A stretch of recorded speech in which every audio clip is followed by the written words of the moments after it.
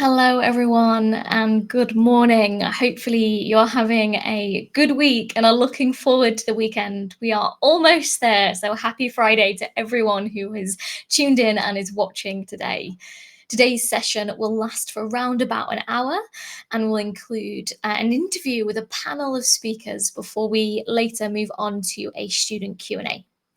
Questions for our speakers today can be submitted via the Q&A function, which you'll find just underneath the stream on your screens.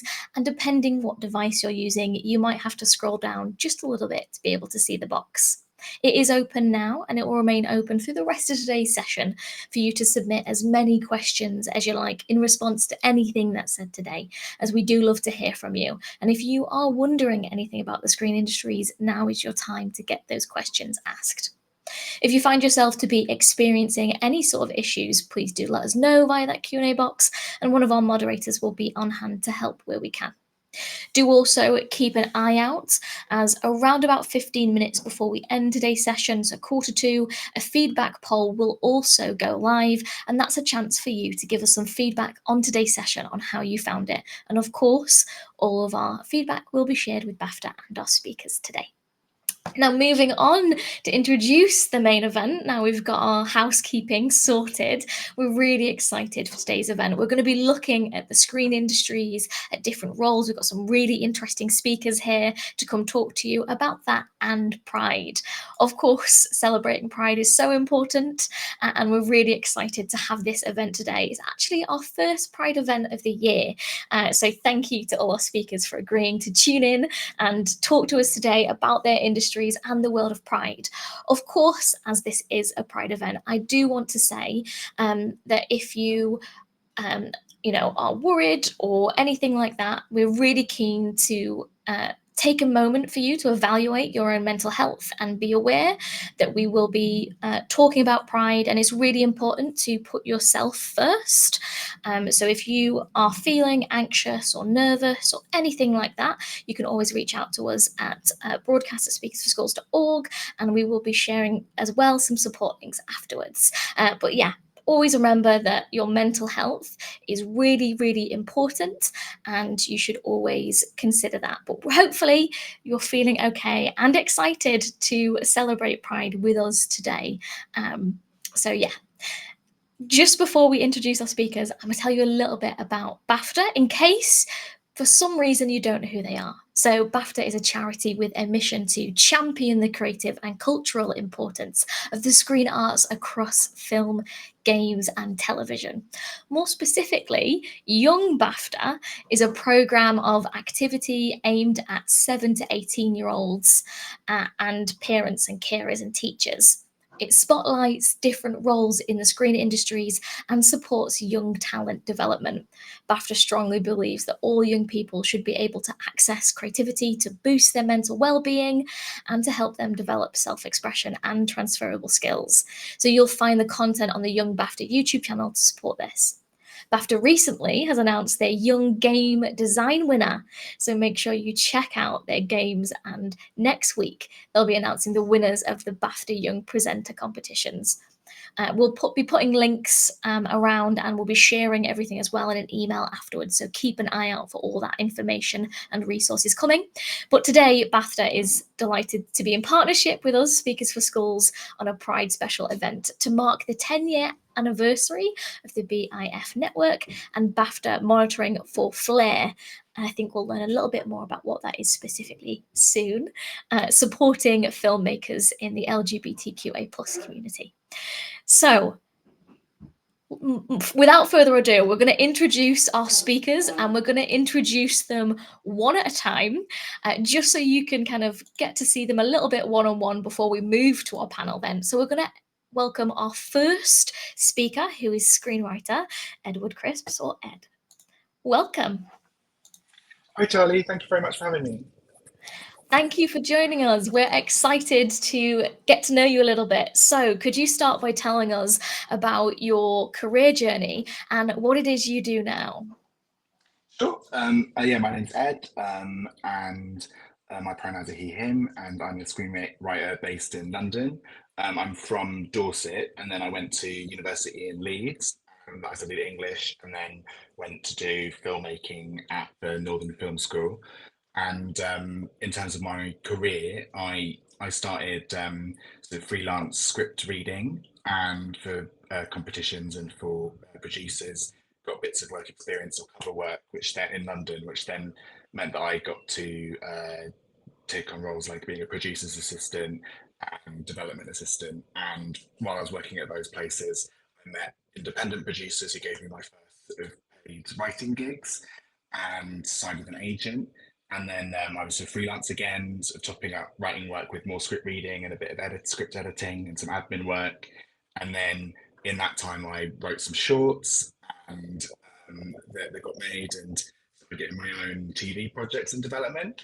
And then a bit more recently, I went while I was working as a cinema usher. I got into a few talent schemes like BFI Network at London Film Festival, and then the BFI BAFTA Flair Mentorship, and the Channel 4 screenwriting course. And then those happened quite sort of close together, which was amazing, and led to some more of my TV projects going into development and working in TV writers' rooms and having a feature film project in development with the BFI as well.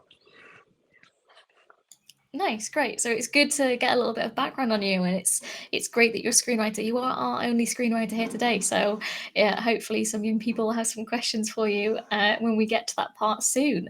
Our next question then is obviously around Pride, which is so important today. Pride means a lot of different things to different people. So what do you feel are Pride's core values, key aims and takeaways?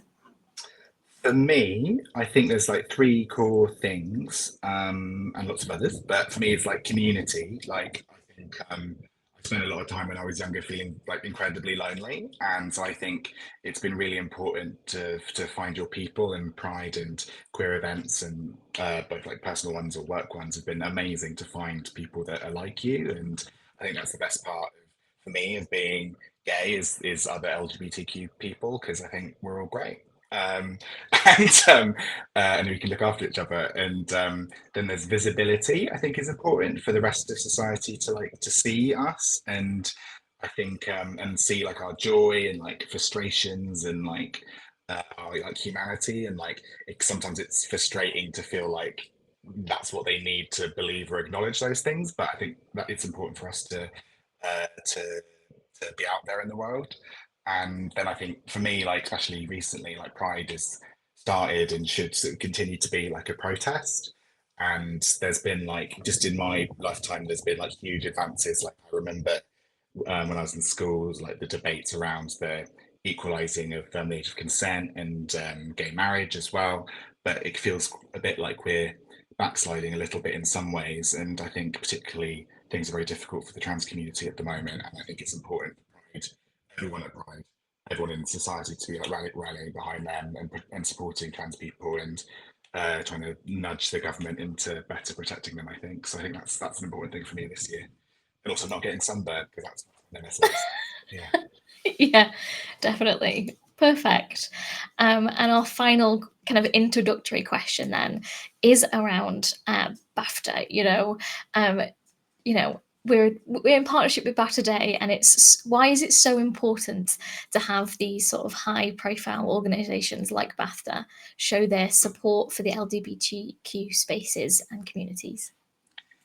I think it's important in the same way, some of the similar ways that Pride is important. I think society and then the industry is like a sort of micro version of society can default to what it thinks is safe or palatable, and that can mean that a lot of communities are underrepresented. So I think organizations like BAFTA have a responsibility and like an amazing opportunity to like protect and like uplift underrepresented and marginalized communities. And like I think for me that's where that was something that um was really happened with BAFTA, with the BFI BAFTA Flair mentorship scheme, where they pay you with someone in the industry and you get to go to BFI Flair Film Festival.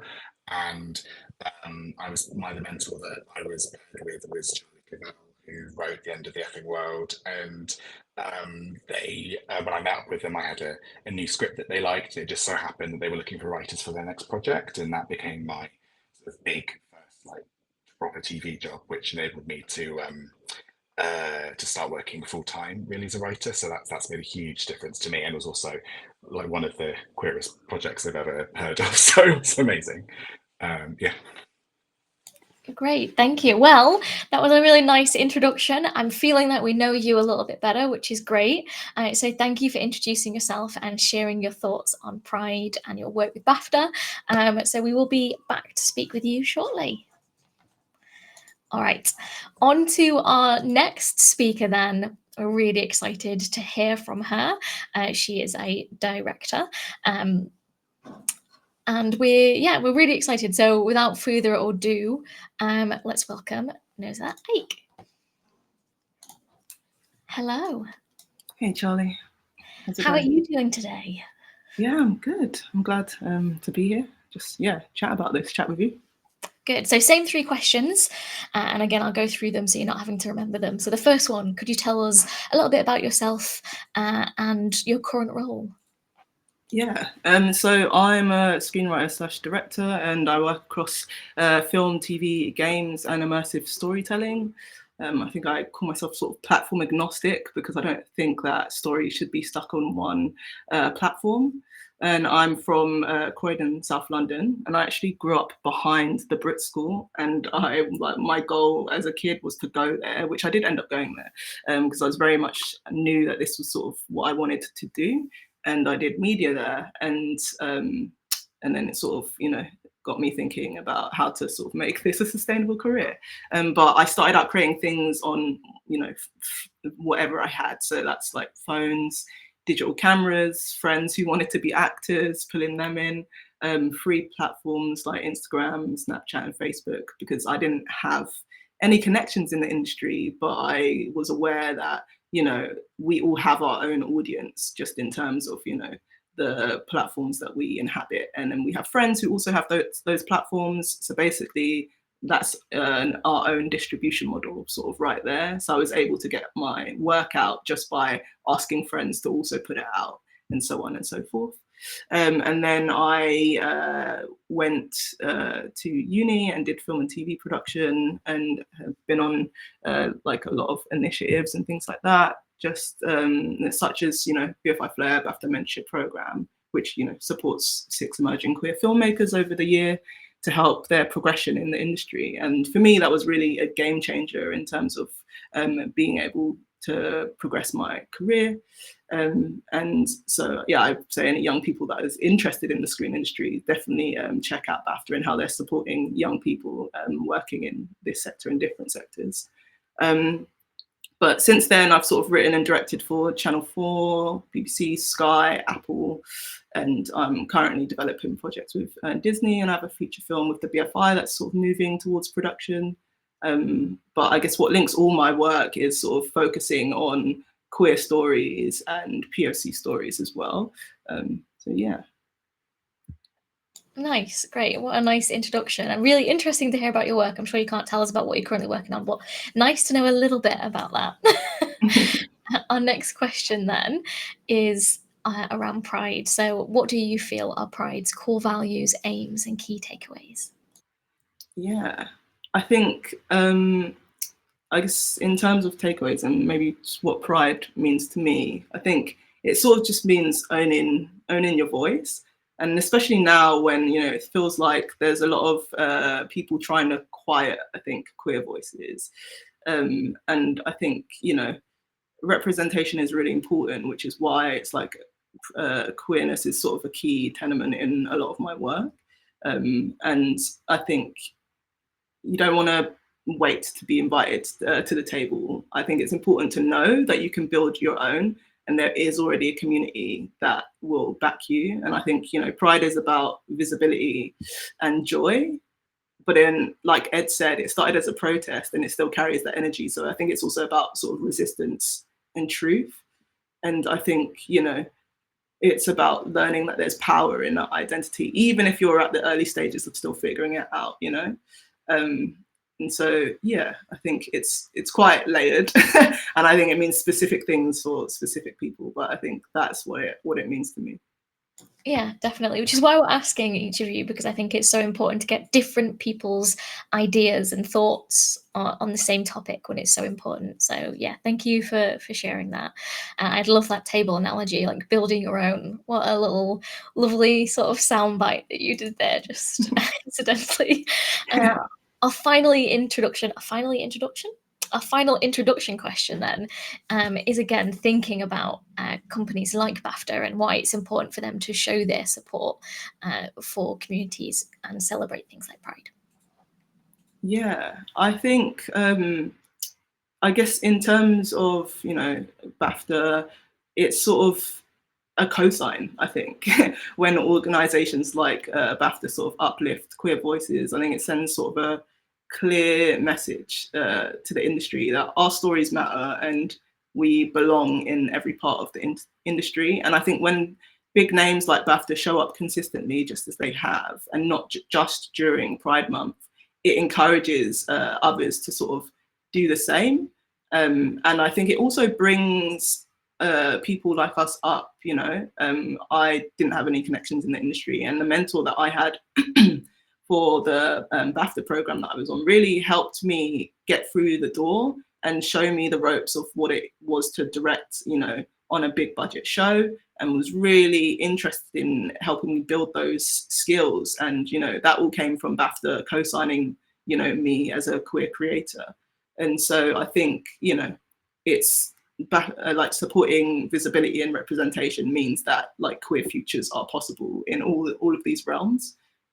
So yeah, I think that's why it's really important for high profile organizations like BAFTA to support the community. Yeah, and it's really nice as well to hear about that mentorship, and it's that community element again of helping others, isn't it, and supporting others into the industry, which is also really lovely to hear. So thank you for answering those 3 introductory questions, and again we will bring you back shortly for our panel, but thank you for kind of introducing yourself and telling us a little bit about yourself. It's been great. Cheers. All right, so our final speaker is also a director and writer, and we're really excited to have her on. So this is Yasmin. Everybody, please welcome Yasmin. Hi, Charlie. Hello. I'm going to bet you're going to be so surprised about these 3 questions I'm asking you. So surprised? So the first one, could you tell us a little bit about your career journey and what did you do now? So my journey is a little bit different, I guess, to both Ed and Nosa's in that I was a first AD for a really long time before I moved into directing. So that's a first assistant director, and did that for a good technically 10 years. So my 10th year in the industry was this year. And then interestingly enough, on the 10th year of the BAFTA and BFI Flair program is the year that I also got accepted. So nice bit of alignment there. But as a first assistant director, I kind of fell into it. So I wanted to be a writer first and foremost. And I did a filmmakers workshop for the Legacy Media Institute, which was run by a gentleman named Tim Reed. He used to play the dad, Ray Campbell, on a Nickelodeon sitcom called Sister Sister with the twins Tia and Tamara. So he's become a really, really good friend and mentor. And I think in all the really structured chaos that was our filmmaking program with all of these aspiring filmmakers who never really had the opportunity to have real firsthand experience, everyone was vying for the same roles of wanted to be the writer, wanted to be the director, or at minimum wanted to be the DOP. And so where there wasn't much cohesion, Tim kind of pulled me to the side and was like, look, I think you'll make a really phenomenal first AD. Which actually I went home and cried, because it was like, it took me such courage to kind of go in and as a writer, but actually he gave me the biggest gift by thrusting me into that role, because he actually gave me direction and the means to inadvertently shadow over the years a lot of local and international directors, and within that kind of hone my own style creatively. So prior to that, I had gone to Brighton University to study broadcast media as a foundation degree, and actually the course was so vast I came out of that thinking that I wanted to do radio. I wasn't convinced that camera work was what I wanted to do. So it's been an interesting journey on the lead up to that.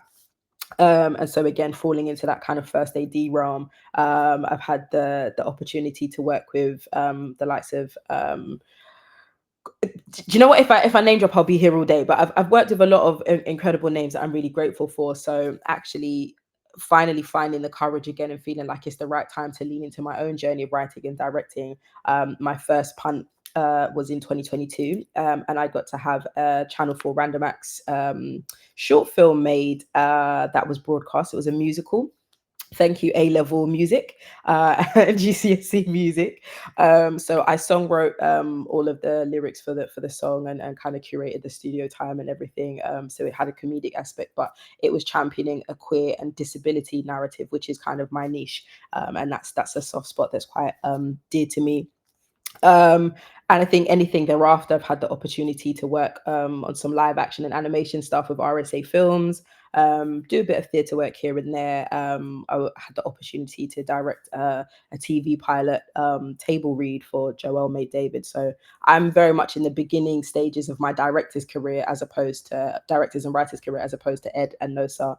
But actually finding my feet, I think, has been maybe a little bit more smooth because of the friends and contacts that I've been able to make along the way as a first AD. Yeah, really interesting. And I'm really glad that you went into detail what first AD is, because when you said AD at the beginning, I was like, what is that? Yeah. The acronyms when you enter the screen industries is crazy. There are so many. So our next question then is our pride question. So again, pride can mean many different things to many different people. What do you feel are pride's core values, aims, and key takeaways? Gosh, I think the main thing that kind of keeps slipping into every area of my life personally is just be yourself, be who you are, loudly, boldly, and unapologetically. I think pride in all the ways that we show up in our vibrance, with all of the overwhelming colors, like they all represent something and they all have a very specific meaning and speak to all areas of our community. There's always like the flying joke about the alphabet gang because of the multiple letters, but actually the various letters of what it is to be in the LGBTQIA plus community means something. And actually I think if you have the community, as Ed kind of referenced, to actually have people that make you feel safe enough to be yourself, that's where it begins. As long as you find that one person that allows you to be yourself, it then kind of spreads like wildfire and it becomes a lot easier to actually exist proudly. And as cliche it is, like, love who you love. Yeah, like it. Really nice. Very heartwarming. Okay, our final question then before we move on to our panel is again our BAFTA question. So why is it so important that organisations like BAFTA show this support for the LGBTQI plus, and in those spaces? Yeah. I think, to be honest with you, my peers have kind of said a lot of it, which is that BAFTA as a whole, as an organization, as what it represents is a standard of excellence, and to kind of be umbrellaed and kind of wrapped in almost like a warm cloak of love, for lack of a better phrase, is a really comforting thing. Because as Nosa said, I do truly believe as well that a lot of queer voices or queer stories are trying to be silenced. And I've heard some really interesting things on set from there seems to be this like unfounded fear about, we don't want to be associated with what it is to be queer. So for BAFTA to have created this platform and this subset, and I guess for myself to also be part of the 10th year of this cohort, is to know that not only are you kind of being co-signed as, I guess, one of the best of the best out of only God knows how many applications. And that's not to say that everybody else that applied isn't the best, just perhaps it just wasn't the time. I myself, I applied 3 years in a row. It took me 3 years of applying to get here. So this is where I'm kind of having that metric. But I think for BAFTA to create this particular space says that we see you, and actually your voice is valuable, and the stories that you have to tell are things that we are ready to support. And that's especially important at a time where there is a little bit of a quietness within the industry. So to know that, again, that this is something that they've still found the means financially to even support and say, we are willing to do everything that we can to make sure that this community of voices is still heard, I think is really important. So yeah, that's why BAFTA BFI Flair, I think, is just doing some dope stuff. Perfect, great. Couldn't agree more. It's definitely great. And 10 years as well, such a long time. It's great. Right? It's a decade, a whole decade. It's a long time. All right, I'm going to bring everyone back now, and we're going to start cracking on. So everybody, please welcome back Ed and Nosa. Welcome. We're all on screen and we're all here. So I've got some panel questions to ask, and then a little bit later on we'll move to our student questions. So the first one, and do let me know who would like to answer first. It's always a little bit nerve-wracking to do that, but you know, has being part of the LGBTQIA plus community influenced your creative work? And if it has, how so? Small thinking period. Anyone? I see you've got a couple of laughs. Who's going to go first? I'm happy to go first. I think for me, definitely yes. My first offering as a director was overwhelmingly queer. And interestingly enough, the first film festival that my short film Unfit to Work got selected for was actually BFI Flair. So it's just been kind of a really nice umbrella. I think you can't really talk about marginalized groups without speaking about what it is to be queer. And I know for myself, and I definitely tick every single one of the boxes in the diversity bingo card, you know, as a neurodivergent, queer, Black woman. So, you know what I mean? I feel like there's a lot to be said about how much of our history that, again, we might overlook in terms of our favorite poets, our favorite scholars, you know, some of the people who have been pioneers and civil rights leaders. When you look at whoever is in the forefront of a number of protests, regardless of what the protest is about, you will find queer people always in the mix, always the front runners. And I think there's something to be said about that if we are not approaching what it is to be queer in some capacity in our stories. So yeah, it's definitely a heavy influence for me. I mean, I'm always finding a way to try and segue queer something, even if it is a very heterosexual narrative. It doesn't need to be loud, but it's just going to be there. Yeah, as it is in life, you know. As you do. Yeah, it's always, yeah. Great. Anyone else have anything to add?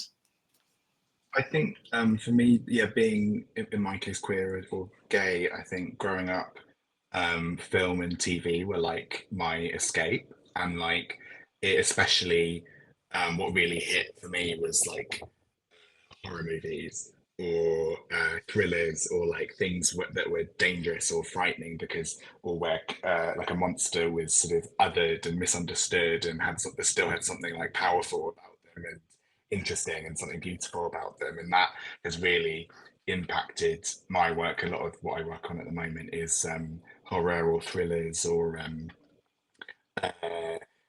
it's something that then I think it taught me to be sort of curious and hungry to like try different things in different genres and to be playful with it and to be a bit sort of subversive or like mischievous with things. And I think that's a great thing about being queer is you get to queer things that maybe are only has been established in a certain way. So I think that's something that's definitely had an impact on me. Yeah, really nice, interesting, and I love horror movies as well. So big fan of that. Nosa, do you have anything to add?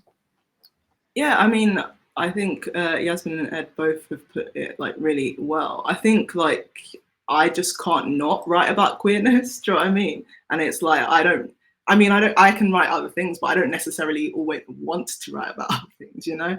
I think, you know, queer stories that I like, I think growing up and say, you know, reading the texts that we read, so say like, I don't know, Romeo and Juliet, right? You study that in school. I was always like, well, what if they're queer? Peter Pan, well, what if they were queer? I just want to see it. Like, how would I do it like that, you know? And so I think you know, it's being part of this community sort of influences my work in terms of just being like, how can I see myself in these stories that are popular, but how could I remix it and do it in the way that I would want to see it. And then when you obviously don't see yourself, you learn to create your own blueprint. And so I think it's kind of like just saying, you don't have to follow the traditional route. You can just invent what you want to see. So, yeah. Yeah, I like that. I like the idea of remixing. I think that's like a really fun phrase. You and your sound bites today, with the fun words that you're using. I like it. I like it a lot. Our next question again is, why does authentic representation matter on screen? And how can young people help to keep pushing more representation and more equality forward into the screen industries and what we see on screens? Big question again. These are all big questions.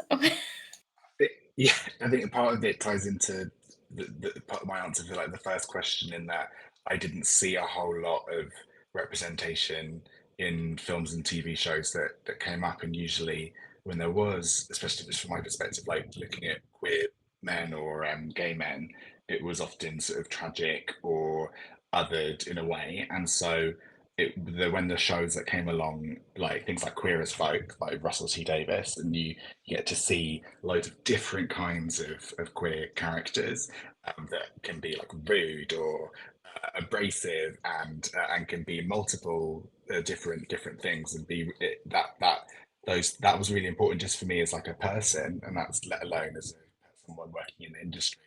And I think like in terms of like what young people can do, I think young people will know much better than me, but from what it's worth, I think identifying like what makes you like feel things, like what makes you feel, you specifically feel angry, like happy or like sad or annoyed, and like tell stories about that and those specific things. They can be like so specific and about anything you like, but if you can make someone feel the way that you felt in telling that story, then anyone's going to relate to it. And I think like what can be difficult sometimes is that sometimes you'll encounter people that don't understand you or your projects, and they'll try and change them, and that's really hard. And it's important, obviously, like film and TV is one of the most collaborative things you can do in the world. But it's also, and you need to be pragmatic about it. But I think it's so important to stick to your guns and like the core of the idea, especially if you're the writer or writer director, you're carrying the torch for it. So I think it's sticking to that emotional core and that truth is really important, and will nudge the rest of the world along, hopefully. Drag them kicking and screaming. Yeah. Yeah, I like that. I think sometimes you ask for feedback and you ask for this, and people can try and sort of change a key element, and you should know when to sort of resist and go, that no, that would change the message, or that, and that can be quite a difficult skill almost to do. So yeah, that's a really good point you make, I think. Anyone else have anything to add?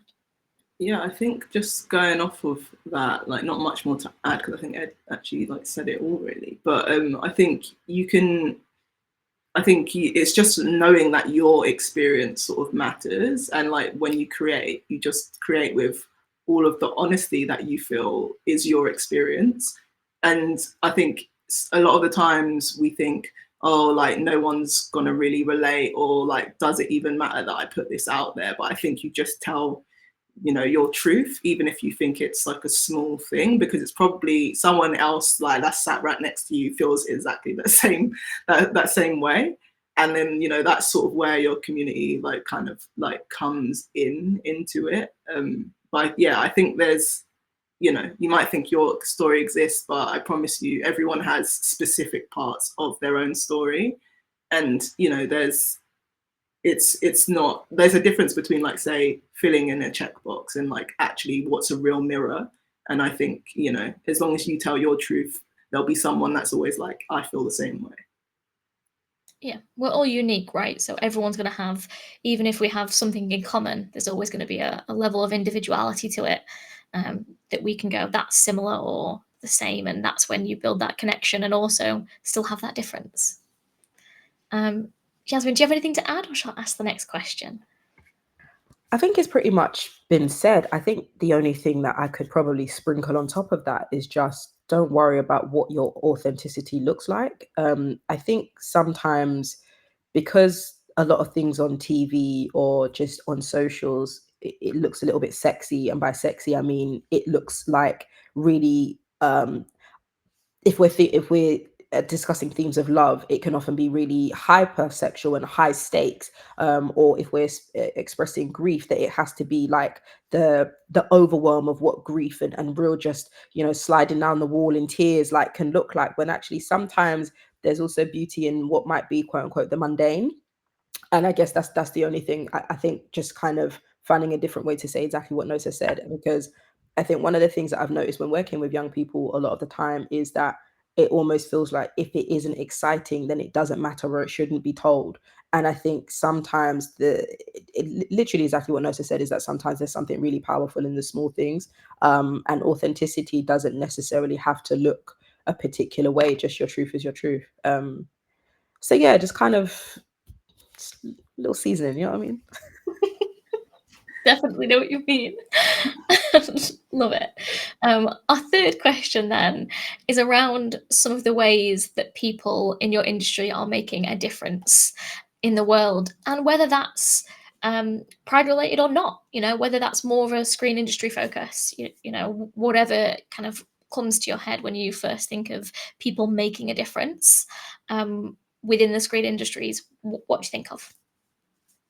Yeah, I think personally for me, and that this is sort of a journey that I've definitely been on in the past like year, is like one of the most sort of inspiring like shifts I've seen is how many friends and peers in the industry are starting to take mental health like seriously and openly. And I think for a long time in a lot of different sectors, it was just about like pushing through, like overworking and then burning out, but like not really talking about it.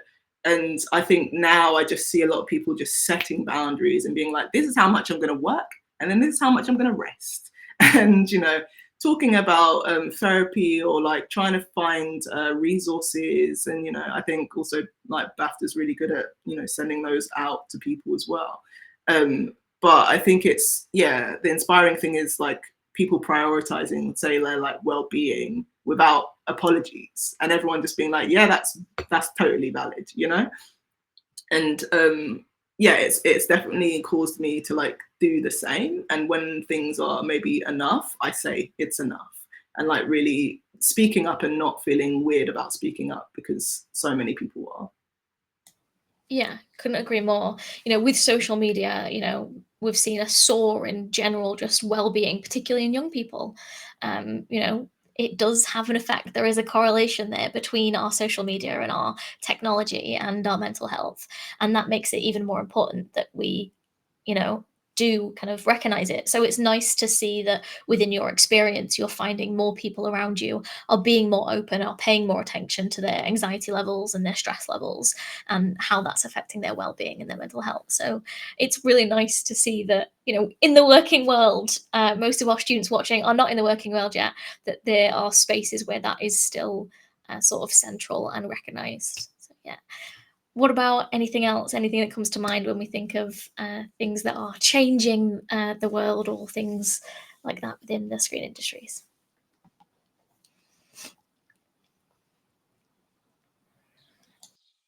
You look like you're going to say something there. Both of you are both. Yeah. Kind of took pause, I was like, Ed's about to say something.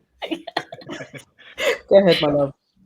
I would just echo what Nosa said. I think like that's like right in this moment, what Nosa said has been really inspiring to me. Like, and I've seen a similar change and shift, and it's something that I struggle with quite a lot. And it's that's another, it's the same thing as pride and finding community and visibility, all those things we talked about, like visibility and authenticity. Like especially being like a screenwriter, yes, there's like a lot of collaboration with people, but also I sometimes joke that you're sort of by yourself making lots of lovely PDF documents for people, and that can be quite isolating.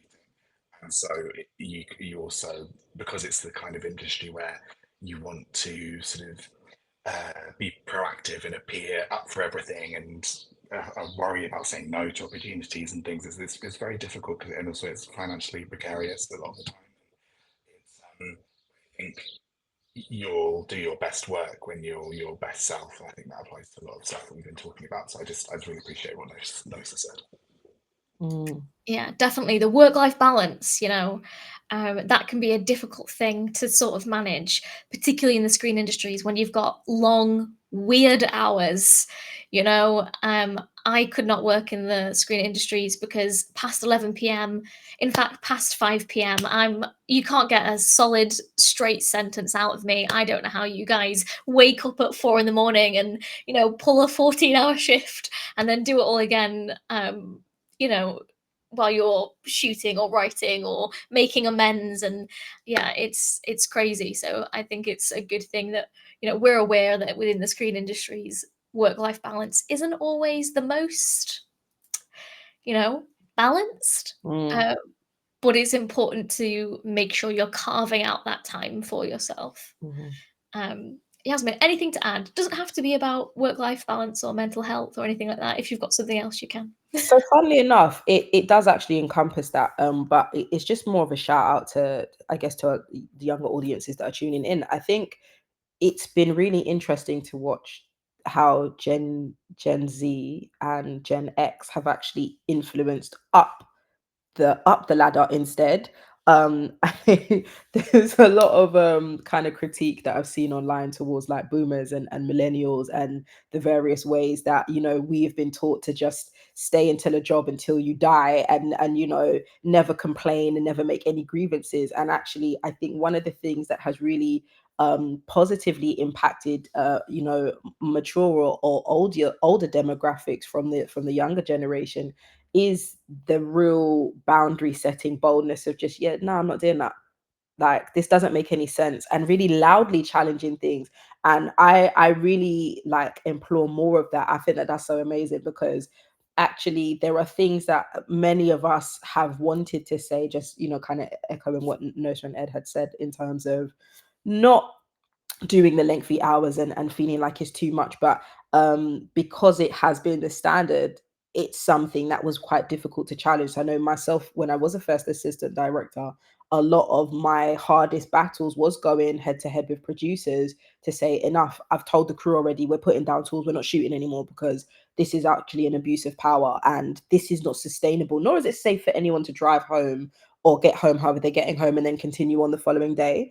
And I think unless there are more people that are willing to be that voice, it just continues. So I guess it's just giving flowers to some of our younger audiences who are already feeling that way and already being really proactive about that, because I think in prior instances, we would have been deemed as the black sheep, which again, this is where I spoke about, when you look at the forefront of who is at certain protests, it's always queer people, because I guess within our community, it is to know what it is to be different. And within that comes a certain power with it, even if it's one we don't necessarily want, or responsibility we might not want to carry. And so it just feels a little bit like there's been I'm going to say it's a queer influence, if you will, and within that, a quiet shift that I'm watching younger people embrace. And it's really beautiful to watch unfold.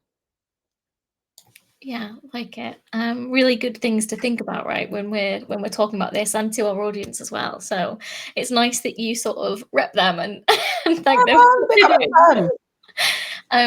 Great. We're getting towards our student Q&A time, so I'm going to ask one more panel question, and then we're going to move to our student question. And I'm going to go for this one because I think it's quite an important one for students who, if they're interested in the screen skills, could be starting out. So, how do you build confidence, especially when you're starting out in your careers? I cannot imagine the amount of nerves one would have when they're like in your first directing role or writing role or stepping on set or whatever that looks like. The confidence must have been really difficult. So here's a good one, I think, to sort of end our formal panel on. How did you build confidence when starting out in your careers? I have loads to say on this, so I don't know if it's best for me to go last or first, whatever's helpful. Go first. So starting off as a runner, I think just I'll give a very, very brief insight on what my journey was, and maybe that might kind of help. So at the time, I had done like an overwhelm of jobs, but at that time I was a corporate receptionist, and I was using that time to write scripts. And so within that, I think I had done a couple youth-related projects, nothing I had directed or written myself. So there was an element of faking it, not lying, but faking it.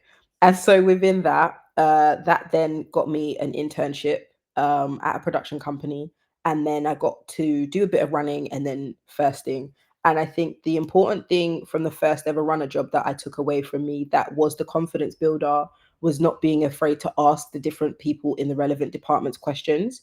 And not everyone will be nice. I'll be very upfront about that. Some people won't always be kind, but there will always be someone that's willing to help you and willing to answer your questions. And there will always be someone that's willing to take you under their wing.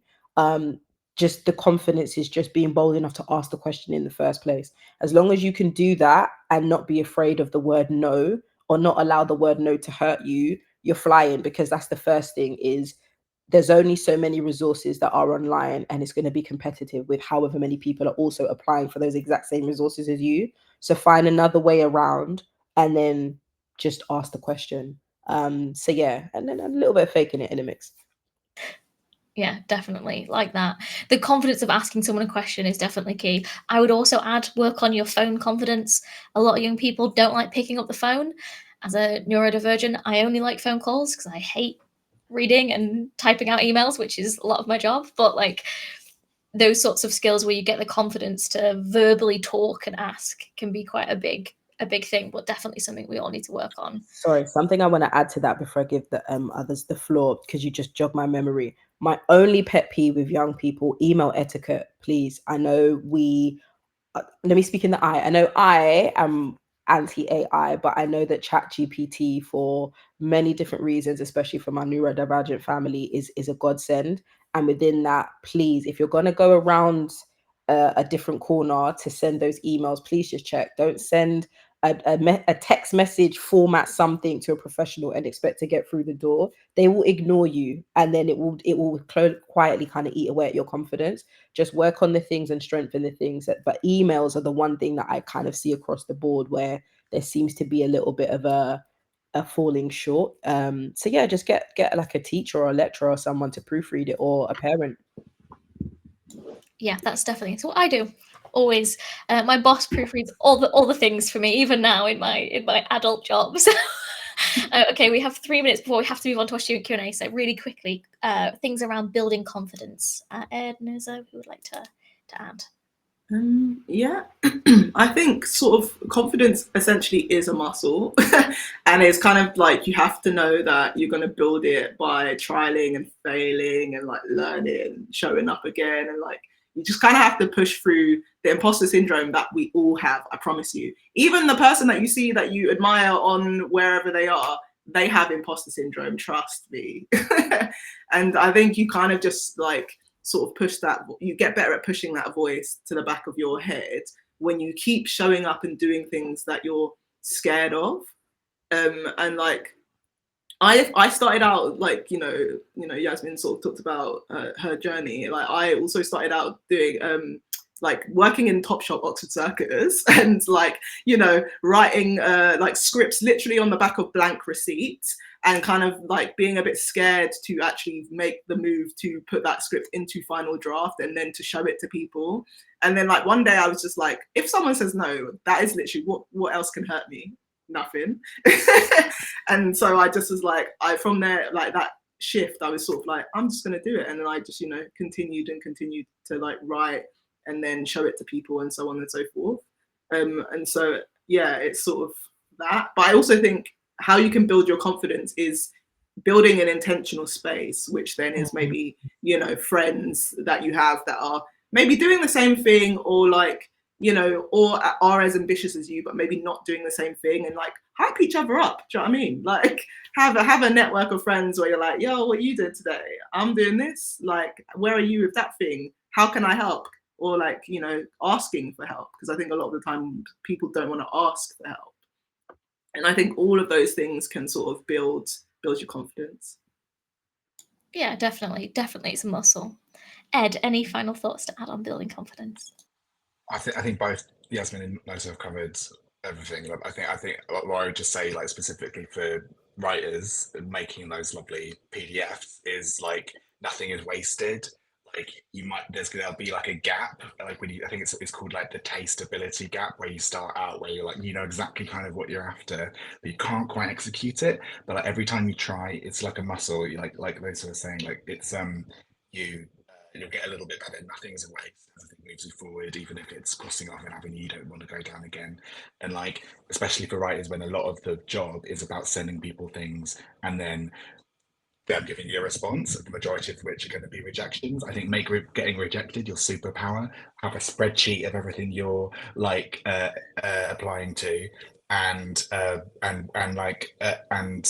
know that there's not going to be one single thing that's going to change everything. It's going to be, it's like, I'm imagining it like you're building a spider web and you're not quite sure when the strands are going to connect, but they're going to.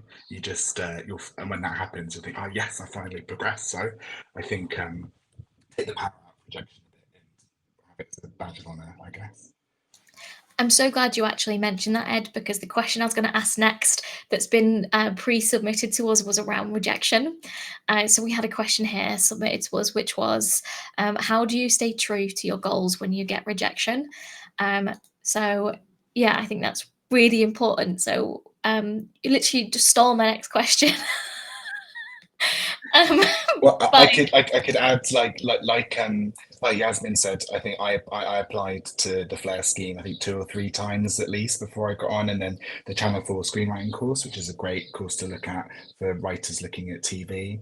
I think I got on the 4th time, but then every time that I applied, each year I used it as like a goal to write a new script and to try something slightly different, try a slightly different weird genre with gays doing mad things, and eventually, and I think they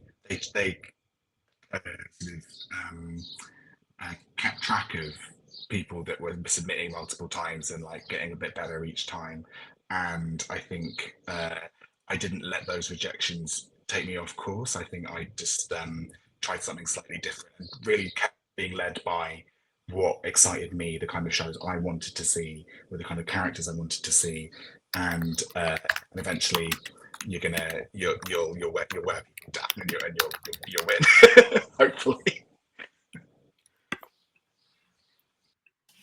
Yeah, like it. I think it is important to keep trying, isn't it? Like, and it's so nice to hear both Yasmin and you as well, with you kept applying for the program for multiple years before you got in. It is that sort of perseverance, right? Does anyone else have anything to add on rejection? Yeah, I would say this might tell you like a lot about like how to motivate me, but I always I always think about rejections as when you get one, you just put it on, you sweep it under the rejection rug, and then I have like a bank of like, you know, things that I like to eat or like whatever, like in a cupboard in my house. And whenever I get a rejection, I'm just like, well, I'm just gonna have one of these, and that will like go a long way to like making me feel better in the moment. Do you know what I mean? And then like I can come back to it and like think about how I actually feel about this, like, you know, and like how to move on from that later. But you know, that sting in the moment, just something to like get you through it. That's what works for me. Ways to manage your mental health. That's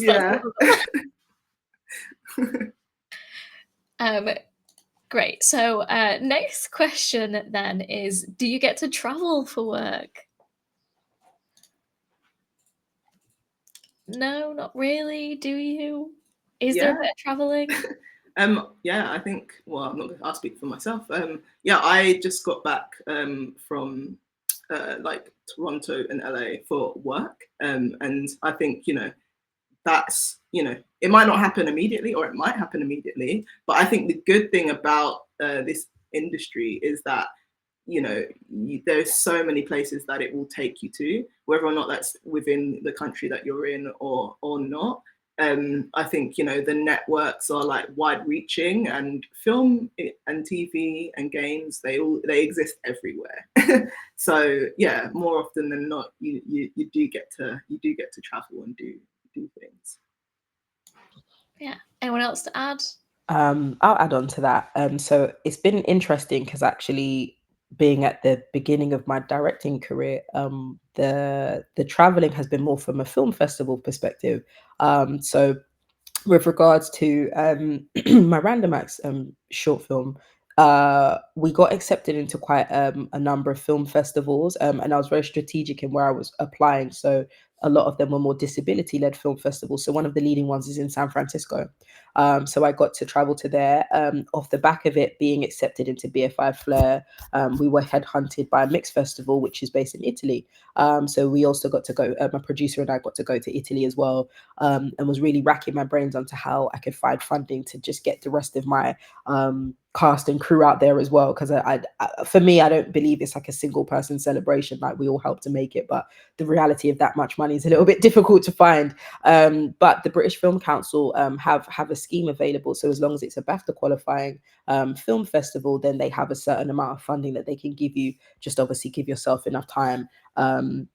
Some of it was just, you know, in my own little pocket money that kind of got me there, you know, or going off to Brighton or different parts of the UK. But I think from a travel perspective, and again, this might speak to, you know, Ed speaking about these really cool PDFs being made, is when you're coming up with your treatments or your pitch decks for where you want to set the world of whatever you're creating. If it is that you are setting it in a particular country or in a particular place, then I guess that's a cheeky way if you are trying to get a free holiday. But the reality with these production companies is they're going to tell you it's too expensive and do it, say, in the UK. So, you know, just set your expectations accordingly with that. But yeah, I've previously, I guess when ADing have gotten to travel before to Paris for a job or two. But I felt like most of the jobs that were potentially international were during the time of COVID, where travel restrictions are pretty much a challenge. So that's pretty much my answer. Okay, we're almost at the end of the time. We've had a question. I think it's coming for you, Ed, and it's, what's your favourite horror film? Oh, wow. That's very difficult. I think I'm going to reach for the things that I have posters on literally stuck on my wall for, which is Hereditary, which I really love. I think Tony Collette's amazing in that. I think it's very frightening. It's very dark, but also has like a sort of, to me, a camp sensibility to it. I think is brilliant. I think I also recently I went to see 28 Years Later, which is mad and interesting, and like just seeing something like that made in the UK that was quite sort of hallucinogenic. And I think Hereditary for me, I think it was one of, like I was saying earlier, that things that touch you personally, that it's a horror film with lots of very frightening, very dark things, but it's also just about a family in a really difficult time, and that's what really made it sort of hit for me. And it's just amazingly cinematic, but yeah, it's a scary one to watch out. Great, thank you. Hopefully who's ever watching is happy with your answer. Okay, we are looking at saying goodbye now. So as we say goodbye to each of you, could you sum up your experience in the screen industries in just a word or two? Ed, how about we start with you? What's your experience in the screen industries? That's very hard. I think